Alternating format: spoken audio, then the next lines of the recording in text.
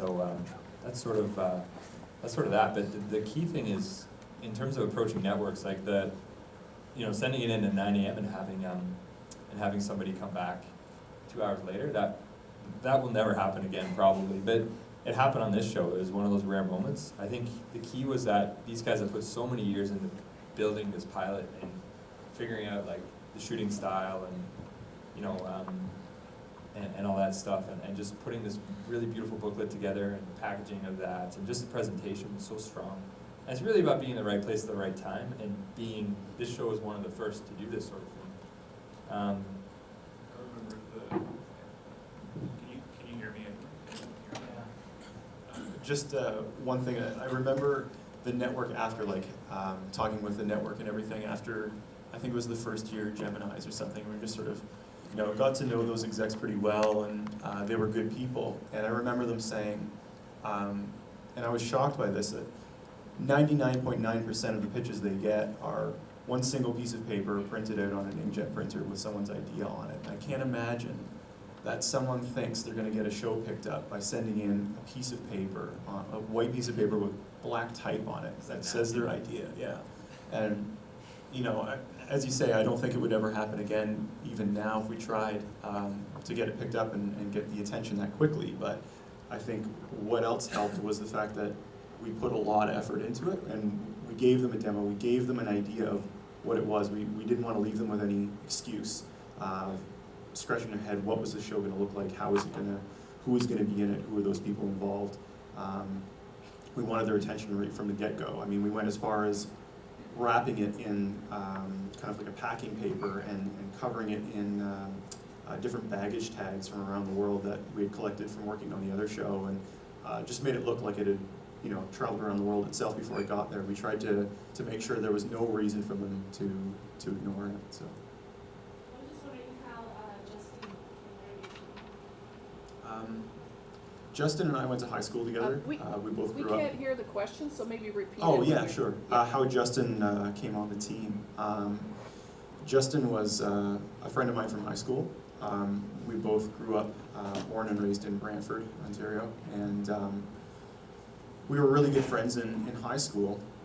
And when we went to college, we all kind of split ways, and I kept in touch with him just barely through like the early days of like ICQ and stuff like that, and we occasionally chat back and forth. And he got a job. He went to college at Seneca and did like fire protection or something like that. And he ended up getting a job in the U.S., moving to Vegas, and then he moved to Hawaii after that. And he was just in a point in his life with his girl and with his job and everything that, as amazing as Hawaii was, it wasn't what he wanted anymore. And I didn't know that. I happened to call him up because the original demo we did, when Andre and I were down in New Zealand, the other guy, a good friend of ours named Greg, when we were filming down there, he met a girl in New Zealand, and he stayed, and he never came back.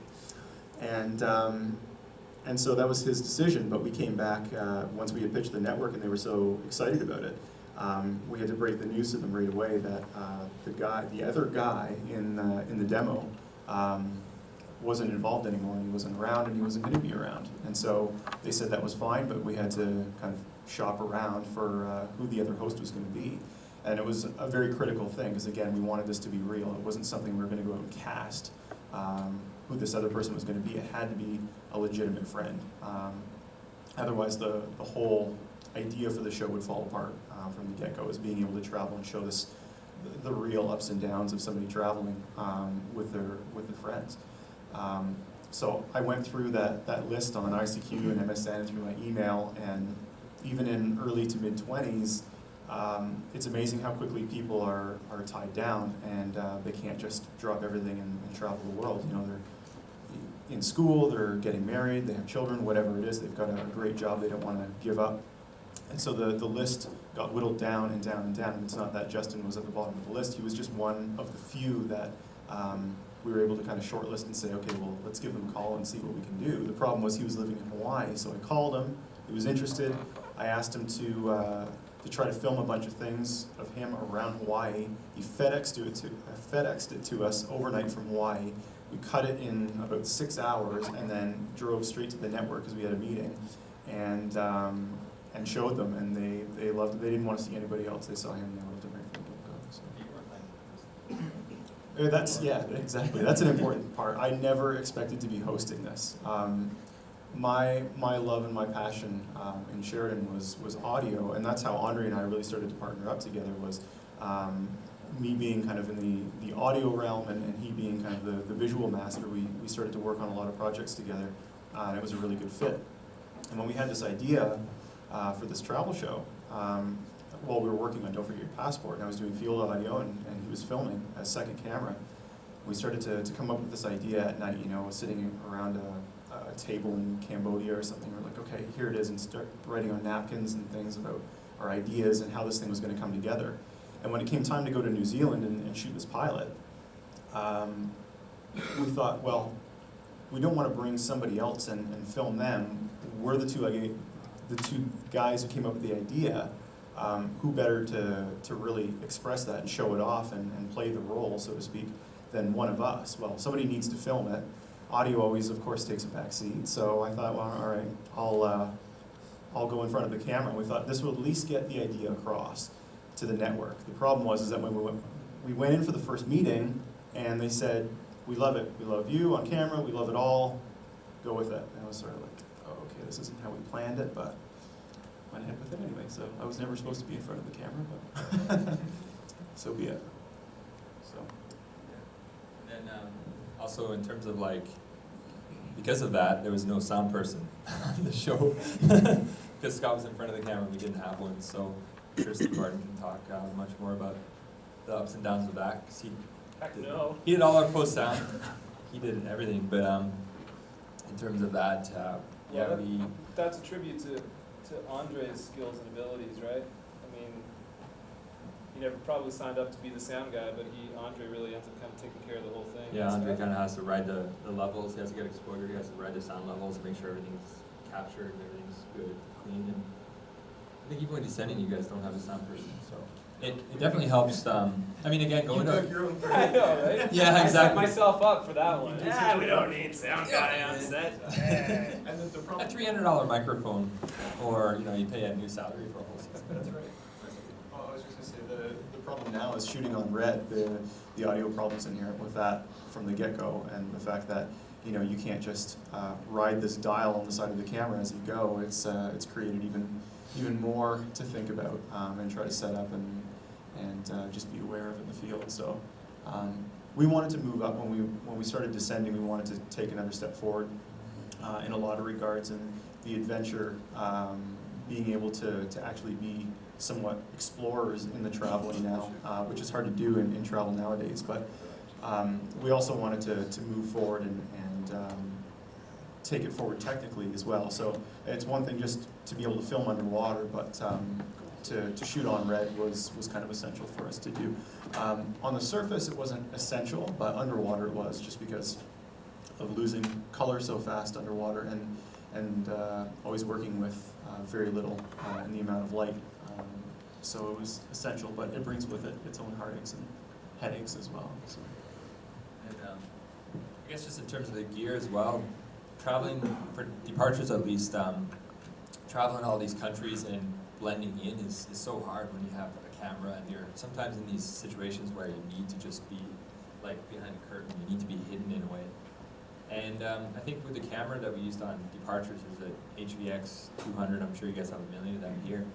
And it was really about, the camera's not the best technically, but it's still pretty good actually. It's still great, like it's arable and it's professional quality, but that's a $5,000 camera and it's this big, so there are times we would film on planes, times that you'd be able to film in situations like the mass games in North Korea where they don't let you film those things, but you look at the camera and like, okay, it's only like as big as this cup when you strip it all down.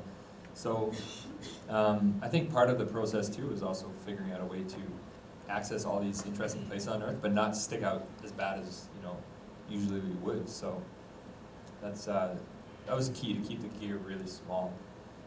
And Andre as well, like he shoots a lot of Steadicam, so like literally what would happen is everybody would just pack all the gear into the backpacks. So whenever you see like you know, people carrying their backpacks, it's like one pair of clothes each and Steadicam gear, and everybody's got a hard drive at the bottom of the pack and stuff like that. So I'm sure that's kind of the same way with these settings still.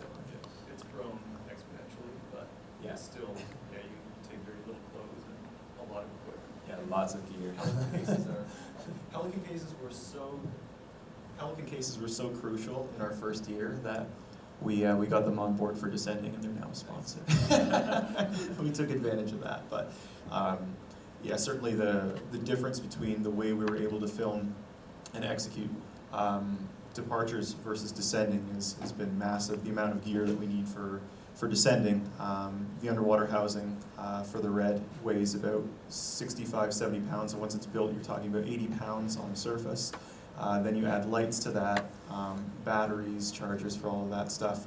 Andre still wants his certain visual toys, so we still bring a Steadicam with us, we still bring a lot of this stuff, but being able to pull that off, again, now thinking back of how that was done with Departures was amazing, because we didn't have those big Pelican cases, we weren't paying extra, we literally took what we could take on our back, and it was yet again another case of cut the fat, only bring what we need to execute a good product, you know, and who we brought in the field as well. We had the two hosts, a cameraman and a field producer who acted as kind of a jack of all trades as well. So a camera assist, every other role you could imagine aside from shooting. So there was a huge contrast, and there is a huge contrast between the shooting style of both shows and how we execute that in the field.